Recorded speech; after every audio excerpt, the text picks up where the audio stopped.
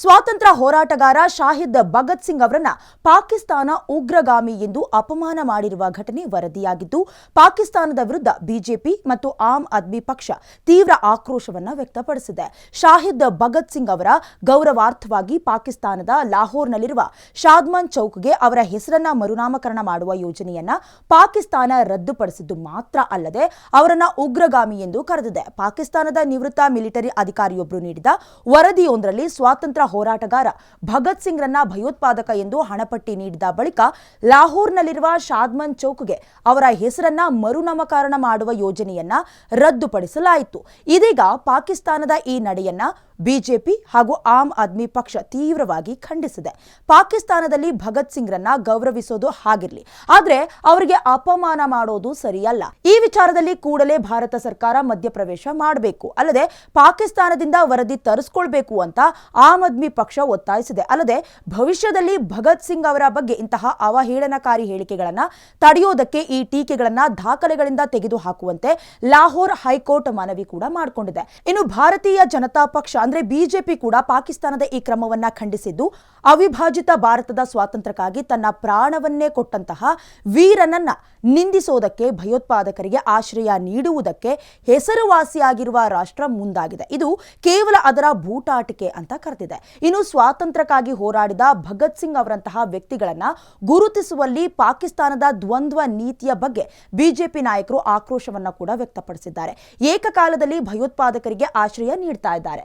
ನಿಜವಾದ ಹೀರೋಗೆ ಅಗೌರವವನ್ನ ತೋರಿದ ಪಾಕಿಸ್ತಾನಕ್ಕೆ ನಾಚಿಕೆ ಆಗಬೇಕು ಅಂತ ಪಂಜಾಬ್ ಬಿಜೆಪಿ ವಕ್ತಾರ ಪ್ರೀತ್ವಾಲ್ ಸಿಂಗ್ ಬಲಿವಾಲ್ ಹೇಳಿದ್ದಾರೆ. ಇನ್ನು ಪಾಕಿಸ್ತಾನದ ಮೆಟ್ರೋಪಾಲಿಟನ್ ಕಾರ್ಪೊರೇಷನ್ ಆಫ್ ಲಾಹೋರ್ ಸಂಸ್ಥೆಯ ಲಾಹೋರ್ನ ಶಾದ್ಮನ್ ಚೌಕ್ಗೆ ಭಗತ್ ಸಿಂಗ್ ಹೆಸರಿಡುವ ನಿರ್ಧಾರವನ್ನ ರದ್ದು ಮಾಡಿರುವ ಕುರಿತು ಲಾಹೋರ್ ಹೈಕೋರ್ಟ್ಗೆ ಮಾಹಿತಿ ನೀಡಿದ ಬಳಿಕ ಈ ವಿವಾದ ಕೂಡ ಭುಗಿಲೆದ್ದಿತು.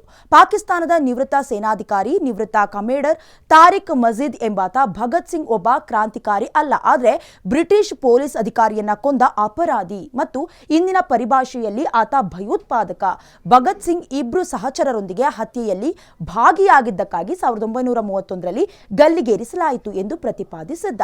ತಾರಿಕ್ ಮಜೀದ್ನ ಈ ವರದಿಯ ನಂತರ ಶಾದ್ಮನ್ ಚೌಕ್ಗೆ ಭಗತ್ ಸಿಂಗ್ ಹೆಸರಿಡುವ ನಿರ್ಧಾರವನ್ನ ರದ್ದು ಮಾಡುವ ನಿರ್ಧಾರಕ್ಕೆ ಬರಲಾಯಿತು ಎಂದು ಪಾಕಿಸ್ತಾನದ ಮೆಟ್ರೋಪಾಲಿಟನ್ ಕಾರ್ಪೊರೇಷನ್ ಆಫ್ ಲಾಹೋರ್ ಸಂಸ್ಥೆ ಕೋರ್ಟ್ಗೆ ಹೇಳಿತ್ತು. ದೆಹಲಿಯ ಆನಂದ್ಪುರ ಸಾಹಿದ್ನ ಸಂಸದ ಮತ್ತು ಎಎಪಿ ನಾಯಕ ಮಲ್ವಿಂದರ್ ಸಿಂಗ್ ಖಾಂಗ್ ಪಾಕಿಸ್ತಾನದ ಕ್ರಮಗಳನ್ನು ಖಂಡಿಸಿದ್ದು ಅತ್ಯಂತ ಅಗೌರವ ಅಂತ ಕರೆದಿದ್ದಾರೆ. ಈ ಬಗ್ಗೆ ಭಾರತ ಸರ್ಕಾರ ಮಧ್ಯಪ್ರವೇಶಿಸಬೇಕು, ಪಾಕಿಸ್ತಾನದಿಂದ ವಿವರಣೆ ಪಡಿಬೇಕು ಅಂತ ಒತ್ತಾಯಿಸಿದ್ದಾರೆ. ಭಗತ್ ಸಿಂಗ್ ಅವಮಾನವನ್ನ ನಾವು ಸಹಿಸೋದಿಲ್ಲ.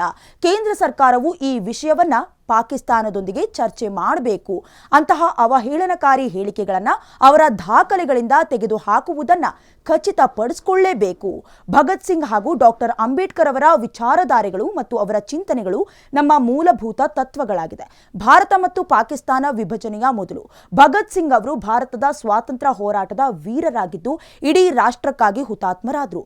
ಕೇವಲ 23ನೇ ವಯಸ್ಸಿನಲ್ಲಿ ಭಗತ್ ಸಿಂಗ್ ಅವರು ಭಾರತದ ಸ್ವಾತಂತ್ರ್ಯಕ್ಕಾಗಿ ತಮ್ಮ ಪ್ರಾಣವನ್ನ ತ್ಯಾಗ ಮಾಡಿದರು. ಅವರ ಪರಂಪರೆಯು ಧೈರ್ಯದಿಂದ ಕೂಡಿದೆ ಮತ್ತು ಸ್ವಾತಂತ್ರ್ಯ ಭಾರತಕ್ಕಾಗಿ ಅವರ ದೃಷ್ಟಿಕೋನ ಕೂಡ ಪೀಳಿಗೆಗೆ ಸ್ಫೂರ್ತಿಯನ್ನ ನೀಡಿದೆ. ಆ ಪರಂಪರೆಯನ್ನ ಅಳಿಸೋದಕ್ಕೆ ಪಾಕಿಸ್ತಾನದ ಪ್ರಯತ್ನವನ್ನ ನಾವು ಖಂಡಿಸ್ತೇವೆ ಅಂತ ಹೇಳಿದ್ರು.